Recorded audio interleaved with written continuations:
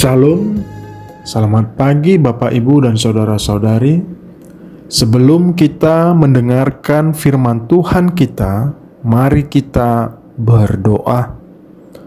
Kasih karunia dan damai sejahtera dari Allah Bapa kita dan Tuhan Yesus Kristus menyertai kamu sekalian. Amin. Bapak Ibu dan Saudara-saudari, firman Tuhan kita pada pagi hari ini, Sabtu tanggal 1 Maret 2025, diambil dari kitab Nabi Yesaya, pasal 43 ayat 11. Beginilah firman Tuhan, "Akulah Tuhan, dan selain aku tidak ada juru selamat." Bapak, Ibu, dan saudara-saudari yang terkasih, Yesaya 43 adalah bagian dari penghiburan dalam kitab Yesaya yang berisi janji-janji Tuhan untuk membebaskan umat Israel dari penderitaan mereka.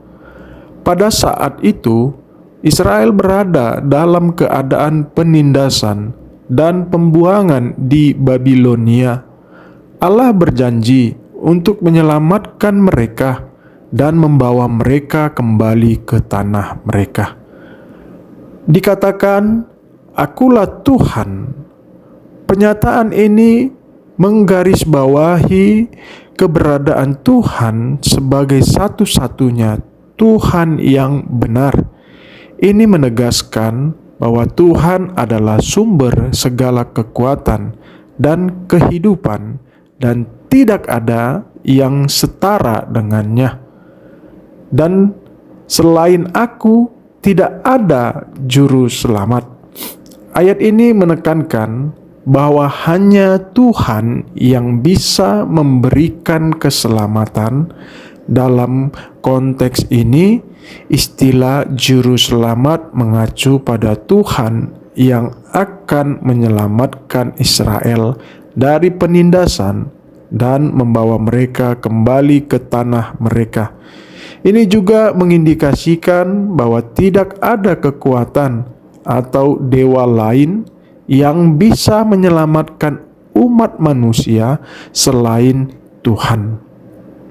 Ayat 11 menekankan eksklusivitas Tuhan dalam hal keselamatan.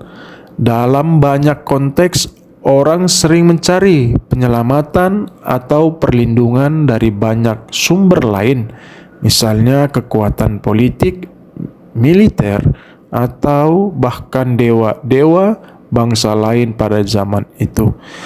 Namun melalui Yesaya 43 ayat 11, Allah menegaskan bahwa keselamatan sejati hanya datang darinya, dan hanya Dia yang layak disebut juru selamat. Bagi umat Kristen, Yesaya 43 ayat 11 juga memiliki makna yang lebih luas, yakni mengarah kepada Yesus Kristus sebagai juru selamat. Umat Kristen percaya bahwa Yesus adalah perwujudan dari penyelamatan yang dijanjikan oleh Tuhan dalam Perjanjian Lama, sehingga ayat ini sering dipahami dalam kerangka keyakinan Kristen bahwa Yesus adalah satu-satunya juru selamat manusia. Saudara yang terkasih, bayangkan kita sedang berada di sebuah kota yang asing dan tidak mengenal jalan-jalan di sana. Pasti kita merasa bingung dan cemas karena tidak tahu arah menuju tempat yang ingin kita tuju. Di tengah kebingungan itu, kita menemukan sebuah peta yang sangat jelas. Namun, peta tersebut hanya berguna jika kita memiliki seseorang pemandu yang tahu jalan.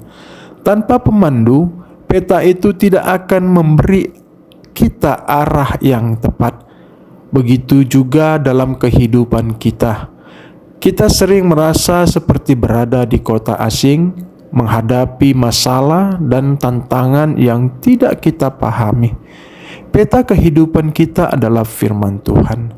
Namun hanya dengan Yesus sebagai juru selamat, kita dapat memahami arah yang benar dan keluar dari kesulitan.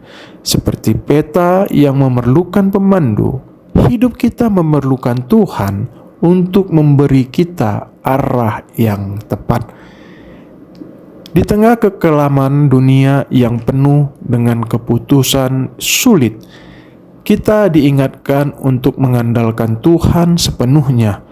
Dia adalah satu-satunya juru selamat yang tahu jalan, memberi petunjuk, dan memberikan pertolongan yang kita butuhkan. Ketika kita merasa bingung atau terjebak, ingatlah bahwa Tuhan tidak pernah meninggalkan kita, selalu siap memberikan petunjuk-Nya. Amin. Mari kita berdoa. Tuhan yang Maha Kuasa, kami bersyukur karena Engkau adalah satu-satunya sumber keselamatan dalam hidup kami.